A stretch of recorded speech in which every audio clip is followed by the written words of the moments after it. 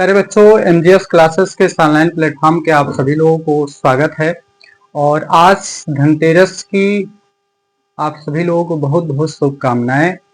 आज चूंकि क्लास नहीं चला है ऑफलाइन, तो आज ऑनलाइन है, तो हम आपको ऑनलाइन शुभकामनाएं दे रहे हैं। और आज उम्मीद करते हैं आप धन से धन बनाएंगे। और आज हम जानेंगे इस क्लास के मदद से कि धन से धन कैसे बनाया जाता है। How to become money to money, यानी पैसा से पैसा कैसे बनता है। क्या कारण है कि जो अमीर है दिन पे अमीर होता जा रहा है, यानी पैसे से पैसा कैसे कमा रहा है। तो आज हम उन्हीं तरीकों को बात करेंगे और उन्हीं तरीकों को हमने बोर्ड पे देख रहे होंगे अब क्या है। तो कौन से ऐसे तरीके हैं जो एक्चुअल में जिनसे पैसा से पैसा बनता है। पहला है शेयर मार्केट। अब थोड़ी सी यदि हम बताएंगे शेयर मार्केट क्या होगा। दूसरा है म्यूचुअल फंड्स। तीसरा है डिजिटल गोल्ड। चौथा है डिजिटल गोल्ड क्या होता है, कैसे वर्क करता है। पांचवा है फिक्स्ड डिपॉजिट, जिसको आमतौर पे सब लोग जानते हैं, जिसको एफडी बोलते हैं। अगला नंबर है क्रिप्टो मार्केट का, बिटकॉइन क्या है और ये बिटकॉइन कैसे काम करता है। फिर चौथा है सरकारी बॉन्ड पेपर क्या होते हैं, बॉन्ड क्या होता है। और फिर अगला नंबर है रियल एस्टेट, जो काफी लोग इससे परिचित होंगे कि रियल एस्टेट क्या है। तो पहले सबसे एक एक करके हम जानने की कोशिश करते हैं कि पहले ये शेयर मार्केट क्या है। देखिए, शेयर मार्केट एक बाजार है। बाजार का मतलब ये जो सरकार द्वारा एक संस्था है SEBI, security exchange board of India, SEBI, SEBI द्वारा रेगुलेट होता है और यहाँ पर आपका पैसा एकदम पूरा सुरक्षित होता है। जो बिल्कुल भी नहीं जानते शेयर मार्केट क्या होता है और कैसे शेयर मार्केट में पैसे लगा करके पैसे बनते हैं, इस बात को जानिए। सपोज कीजिए कि एक कंपनी है, जैसे सपोज कर लीजिए हमारा क्लासेस है एमजीएस क्लासेस। अब देखिए, मान लीजिए कंपनी है और आपको लगता है कि कंपनी क्या करती है, हर महीने हर साल जो है ये 1 करोड़ रुपया कमाती है। सपोज कर लीजिए, करोड़ हालांकि कमाती नहीं, फिलहाल मान लीजिए ये कोई कंपनी है 1 करोड़ रुपया हर साल कमाती है। और ये कंपनी जो है, मान लीजिए ये कंपनी 1 करोड़ रुपया हर साल कमाती है। आपने देखा कि हर साल ये 1 करोड़ रुपया कमा रही, 1 करोड़ से ज्यादा कम। तो ये कंपनी 1 करोड़ रुपया कमाती है, तो ये कंपनी को मान लीजिए अगर एक नया बिजनेस शुरू करना हो तो इसको पैसा चाहिए। 1 करोड़ रुपए की कंपनी है, पैसे कमा रही है, तो बिजनेस करने के लिए चाहिए। तो ये क्या कर सकते हैं, इसके ऑप्शन क्या है कि अगर इसको एक ऐसी ही नया कंपनी चाहता है कि अपनी इनकम और बढ़ जाए, 1 करोड़ कमा रहे हैं तो 2 करोड़ कमाए, 2.5 करोड़ कमाए, तो इसके लिए ये क्या करेगा, किसी और कंपनी खोलने के लिए आया, इसी कंपनी से कुछ पैसे निकालेगा और उस कंपनी में लगा देगा, खोल देगा। या दूसरा तरीका है, ये कहां चला जाए, बैंक चला जाए और बैंक से लोन ले ले कंपनी के आधार पर। देखो हमारे पास इतनी बड़ी कंपनी है, हमको क्या चाहिए, लोन चाहिए। तो या तो बैंक इसको क्या दे दे, लोन दे दे। लेकिन भाई बैंक को लोन देगा तो वो आपसे क्या करेगा, एनुअली चार्ज करेगा 15%, 18%, 12%।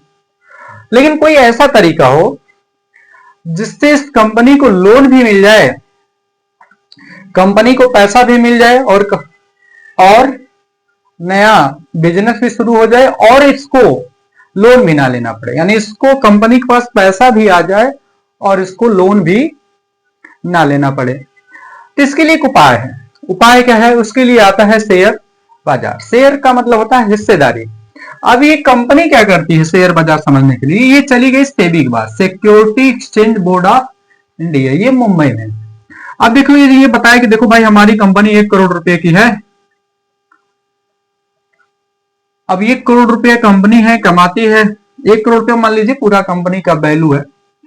ये कहेगी भाई देखो हमको 50 लाख रुपया चाहिए, और 50 लाख चाहिए तो भाई कंपनी कहेगी ठीक है भाई, अगर 50 लाख चाहिए तो आपको क्या करना, कंपनी की हिस्सेदारी 50% बेचनी पड़ेगी। तो इन्होंने कहा खरीदेगा कौन, कहे उसकी चिंता मत करो, हम आपको 50 लाख रुपए देंगे। अब ये कंपनी क्या की, अब चली गई शेयर मार्केट। अब शेयर मार्केट में 2 बाजार है हमारे वहां, BSE बॉम्बे स्टॉक एक्सचेंज और नेशनल स्टॉक एक्सचेंज, जैसे बाजार होता है ना, ऐसे दो बाजार है। यहाँ पे चलिए इन्होंने कहा 50 लाख रुपए, तो इस कंपनी ने कहा कि काम करो 50 लाख रुपए हम आपको दे देंगे। 50 लाख में 6 जीरो होते हैं, लाख 50 लाख में 6 जीरो होती है, इकाई, दहाई, सैकड़ा, हजार, दस लाख, 10 लाख। और इन्होंने कहा कि देखो ये हमारी कंपनी जो है 1 करोड़ रुपए की है और अच्छी खासी अर्निंग करती है, हर साल 30% के हिसाब से बढ़ रही है, मतलब 30 लाख कमा लेती है। अच्छा, तो इन्होंने क्या किया, सेबी के पास गया और सेबी के ठीक हम आपको 50 लाख रुपए देंगे, लेकिन आपको अपनी कंपनी की आधी हिस्सेदारी क्या करनी पड़ेगी, बांटनी पड़ेगी। लेकिन इन्होंने लिखा भाई देखो हम हिस्सेदारी दे देंगे लेकिन दूसरे को ओनर नहीं बनाएंगे, ओनर हम ही रहेंगे। कहा अच्छा ऐसी बात है, तो एक काम करो इस 50 लाख रुपए हम आपको दे देंगे, इसके लिए शेयर बना दो छोटे छोटे टुकड़ों। कहा इसको 1 लाख शेयर में क्या करो, बांट दो, 2 4 5, 1 लाख में बांट दो, 1 लाख टुकड़ों में बांट दो, 4 5, 2 4 5, 1 2 3 4 5, यानी कि इसको 1 लाख टुकड़ों में बांट दिया, यानी 50 रुपए के 1 लाख शेयर हो गए। तो जो ये आधा शेयर था 50% शेयर, 50% शेयर को क्या किया गया, 1 लाख छोटे छोटे शेयरों में हिस्से में बांट दिया गया। अब कोई व्यक्ति एक छोटी सी हिस्सेदारी खरीदना चाहता है, मतलब कंपनी का ओनर रहेगा वो, तो 50 रुपए दे करके इसका हिस्सेदारी खरीद सकता है। अब फिर वही बात, कोई कंपनी की हिस्सेदारी क्यों खरीदेगा, इसके लिए जरूरी है कंपनी का हिस्सेदारी इसलिए खरीदेगा क्योंकि आपको पता है चूंकि आप कंपनी के हिस्सेदार हैं। जैसे हमने, अब देखो हमको लगा कि ये कंपनी, हमको यदि लगता है ये जो 1 लाख शेयर इशू किया इसको भेज दिया जाएगा पब्लिक में, हमारे जैसे रिटेलर जो हैं जिनके पास बहुत बड़ा ज्यादा पैसा नहीं, कम पैसा है, अपना बिजनेस घर बैठे चला सकते, ये क्या किए इस शेयर में से इनको हमारी कंपनी एमजीएस क्लासेस को देखा कि कंपनी बहुत ज्यादा पैसा कमा रही, और जब बहुत ज्यादा पैसा कमा रही, मान लीजिए कंपनी हर साल 40% कमाती है पैसे, यानी कि 1 करोड़ 40 लाख का हो जाएगा अगले साल। तो इन लोगों ने क्या किया कि देखो हिस्सेदारी बांट ली, इनको 50 लाख रुपए हम लोगों, जैसे जैसे मान लो हम कोई रिटेलर है, कोई आया इसमें से 10 शेयर खरीद लिया, तो 10 शेयर का 50 रुपया से कितना लग गया, 500 रुपया, 500 रुपया दिया, 10 शेयर खरीदा, मतलब 10 शेयर का हिस्सेदार बन गया इस कंपनी का। ये क्योंकि इसके पास शेयर कम है तो मालिक ऑपरेट तो कौन करेगा, कंपनी का मालिक जो एमजीएस क्लासेस का, लेकिन आप भी इस कंपनी के हिस्सेदार हैं। अब यदि ये कंपनी पैसा कमाती है, यदि अगर कंपनी 40 लाख रुपया कमाती है तो 20 लाख रुपए अपने इन्वेस्टर के अंदर बांटना पड़ेगा शेयर के हिसाब से। यानी कि अगर कंपनी घाटे में जाती थी, लोग भी घाटे में जाएंगे, लेकिन जाहिर सी बात है कोई भी कंपनी इसलिए खोली जाती है को प्रॉफिट हो। अब देखिए ये कंपनी क्या की, अगले साल ये कंपनी अच्छा खासा करके 40 रुपया कमाया, 40%, तो 40 लाख रुपया बढ़ा 1 करोड़ पे, तो 40 बढ़ाती है 500 का 40% निकाल दो, 520 520 हो गया, 4 जीरो 100 का गुणा कर दो, यानी 200 रुपये प्रॉफिट हो गया। यानी 500 रुपया लगा करके 1 साल के अंदर इसको 200 रुपया क्या हो गया, प्रॉफिट हो गया। 40% 500 का यानी 200, यानी ये व्यक्ति कुछ नहीं किया, केवल शेयर खरीदा था और शेयर खरीदे इसका दाम क्या हो गया, 200 रुपया बढ़ गया, यानी 700 रुपया हो गया। क्योंकि ये कंपनी 40% अपनी कमाई कर रही थी, तो चूंकि जब कंपनी होगा तो आधा हिस्सा 50% हिस्सेदार तो कंपनी वो रखेगा, लेकिन आधा जो बच रहा है वो कौन रखेगा, वो रिटेलर में बांटा गया। तो रिटेलर के पास जिसके पास जितना शेयर रहेगा उसी हिसाब से 40% उसकी भी इनकम बढ़ जाएगी। अब मान लीजिए अब और लोगों को लगा कि ये कंपनी के शेयर जो है ना बहुत अच्छा पैसा कमा रही है, तो आपने क्या किया, ये आपस में भी बेच सकते। आपने कहा कि देखो भाई ये कंपनी का शेयर हम 50 रुपए में खरीदे हैं, बताओ 70 रुपए में लेना है तो बताओ, 20 रुपए प्रॉफिट कमा लिए। आज ही खरीदा और पूरे बाजार में माहौल ये हो गया कि ये कंपनी जो बहुत पैसा कमा रही है, तो 50 रुपए का माल आप 70 रुपए में दूसरे वाले को टिका करके चले जा सकते हैं। अब सोच रहे होंगे कैसे बिकता होगा, तो ये सब कुछ ऑनलाइन होता है, ऑनलाइन प्लेटफॉर्म पे बिकता है आजकल। तो आपने आज ही खरीदा, लेकिन पूरी दुनिया को पता हो ये कंपनी ज्यादा ग्रोथ कर रही है, आपको लगा भाई मैं 50 का खरीदा हूँ 70 का बेच देता हूँ, 20 रुपया तुरंत फायदा हो गया, तो 20 रुपया तुरंत फायदा हो सकता है। इसका उल्टा भी होता है।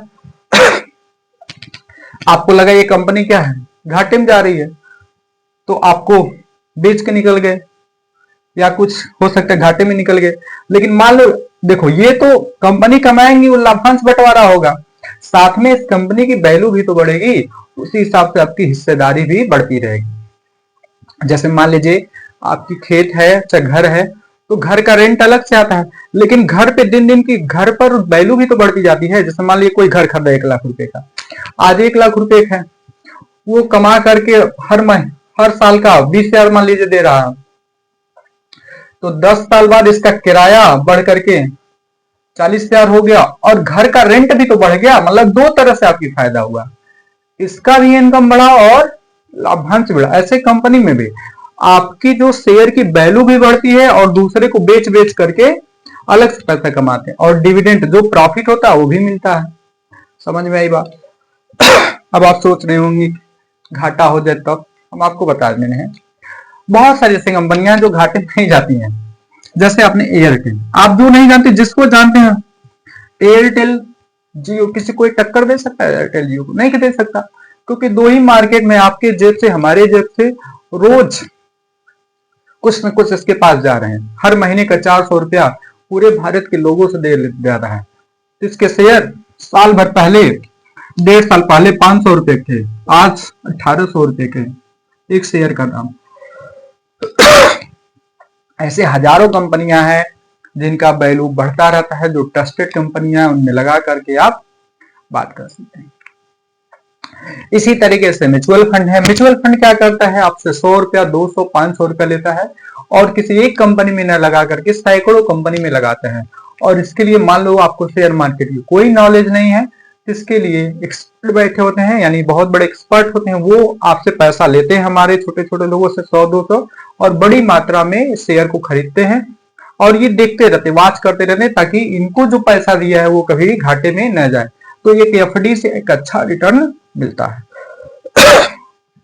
अच्छा, तीसरी बात करें, म्यूचुअल फंड क्या एक तरह का शेयर मार्केट है, लेकिन हम इन्वेस्ट न करके हम किसी अच्छे संस्थान को देते हैं, वो इन्वेस्ट करते हैं। हम 100 रुपया देते हैं, चूंकि देखो अब जो एयरटेल का सेवल है 500 रुपया रहेगा तभी खरीद पाओगे। ये क्या करेगा, हमारे जैसे हजारों लोगों को लेगा, हजारों लोगों को लेकर के आप ही का 100 रुपया हजारों कंपनियों में इन्वेस्ट करेगा, क्योंकि इसके जैसे हमारे जैसे 500 रुपया देने वाले बहुत लोग हैं। इससे हमारी कंपनियों, हमारा पैसा 100 रुपया ही 100 कंपनियों में लग जाता है। दूसरा, क्योंकि समय का क्रंच है इसलिए जल्दी समझा रहे हैं आपको। चलिए, डिजिटल गोल्ड। आजकल गोल्ड के दाम इतने तेजी से बढ़ रहे हैं, ये भी साल भर पहले 50-60 हजार झूल रहा था, और आज 1,30,000 पहुंच गया है। इसके पीछे बहुत सारे रीजन हैं, कभी और बात करेंगे। फिलहाल एक अच्छा ऑप्शन है डिजिटल गोल्ड खरीदने का। आजकल आप 10 रुपये से डिजिटल गोल्ड खरीद सकते हैं, और गोल्ड को घर भी मंगा सकते हैं यदि आपका 10 ग्राम हो जाता है तब। क्योंकि ज्वेलरी फॉर्म में दो चीजें प्रॉब्लम है। ज्वेलरी के फॉर्म में गोल्ड खरीदने पे क्या होता है, एक तो वो हमारे सेंटिमेंट से जुड़ जाता है कि हम खरीद लिए तो कभी बेचते नहीं है उसको। दूसरी बात, यहाँ पर क्या होता है, डिजिटल गोल्ड, वहां पर ज्वेलरी में मेकिंग चार्ज लेते हैं, और डिजिटल गोल्ड खरीदेंगे तो कोई मेकिंग चार्ज नहीं लगेगा और प्योरिटी होगी। तो यहां से आप फोन पे के माध्यम से, बहुत सारे ऐप आते हैं, ग्रो ऐप के माध्यम से डिजिटल गोल्ड खरीद सकते हैं, और डेली ऊपर नीचे बढ़ता रहता है। आप 10 रुपये से भी गोल्ड खरीद सकते हैं, और गोल्ड का दाम जब चाहे तब आप बटन दबाते ही सेल कर सकते हैं, और अच्छा खासा प्रॉफिट कमा सकते हैं। या तो आपके पास ज्यादा पैसा है तो आप मार्केट जाकर के गोल्ड खरीद लें और गोल्ड रखें। मार्केट गोल्ड का रेट बहुत तेज बढ़ रहा है, उसके बहुत सारे रीजन है, कभी डिटेल में बात करेंगे। ये फिक्स डिपॉजिट, ये बहुत पुराना तरीका है फिक्स डिपॉजिट का। ये तब लोग करते थे फिक्स डिपॉजिट जब लोगों को बहुत कम रिटर्न चाहिए, एकदम सेफ रिटर्न चाहिए था, इसमें बहुत ज्यादा 6 से 7% रिटर्न मिलता। मतलब आपने 1 लाख रुपया रखा तो साल भर बाद 1,07,000 रुपया मिलेगा, तो उतनी तो लगभग महंगाई हो जाती है। तो फिक्स डिपॉजिट में पैसा धीरे धीरे ग्रो करता है, लेकिन उतनी महंगाई हो जाती है तो बहुत ज्यादा लाभ नहीं मिलता है। क्योंकि शेयर मार्केट में एक अच्छा ऑप्शन है, 25 से 30% रिटर्न मिल जाता है। म्यूचुअल फंड में 15 से 20% मिलता है। एक नई तकनीकी आई है क्रिप्टो। क्रिप्टो मार्केट क्या है आप लोगों को जानना चाहिए। बिटकॉइन क्या है? क्रिप्टो एक मार्केट है, ऐसा मार्केट जो किसी सरकार का कंट्रोल नहीं है, उसको बोलते हैं क्रिप्टो मार्केट। इसकी सबसे बड़ी करेंसी है बिटकॉइन। करेंसी क्या होती है पहले समझिए। बिटकॉइन है क्या? ये ब्लॉकचेन तकनीकी पे काम करता है। जैसे मान लो पैसा है ना, रुपया क्या करता है? पैसा क्या है? मीडियम ऑफ एक्सचेंज है। मतलब पैसे का कुछ वैल्यू हो और पैसा क्या करता है? एक्सचेंज करता है। हमको कहां पर कितना मिलेगा, कहां नहीं मिलेगा, ये काम करता है। ऐसे बिटकॉइन भी एक करेंसी है, लेकिन इस करेंसी की खास बात यह है कि यह करेंसी जो है, बिटकॉइन की खास बात क्या है कि बिटकॉइन की जो करेंसी है ये सरकार द्वारा नियंत्रित नहीं है, मतलब किसी देश द्वारा नियंत्रित नहीं है। ये लोगों द्वारा, सेंटिमेंट द्वारा होता है, लोगों की डिमांड और सप्लाई के द्वारा होता है। तो बिटकॉइन के अभी हम बता दें, एक बिटकॉइन की कीमत 1 करोड़ रुपए चल रही है, लेकिन यही 2009 में 1 रुपए में सैकड़ों बिटकॉइन मिल जाते। इतना कम था, 1 रुपए में सैकड़ों बिटकॉइन मिल जाते थे। और आज एक बिटकॉइन की कीमत 1 करोड़ रुपए है। हजारों लाखों करोड़ों लोग इन्वेस्ट किए हैं। भारत सरकार इसको मान्यता नहीं देना चाहती है, चूंकि समस्या है कि उससे हाथ से पावर छिन जाएगा, फाइनेंशियल कंट्रोल रुक जाएगा। लेकिन बहुत सारे देश इसको मान्यता दे रखे हैं। लेकिन भारत सरकार मान्यता तो नहीं दे रखी है, लेकिन 30% टैक्स जरूर लेती है। जो भी प्रॉफिट कमाते हैं उस पर 30% टैक्स देती है।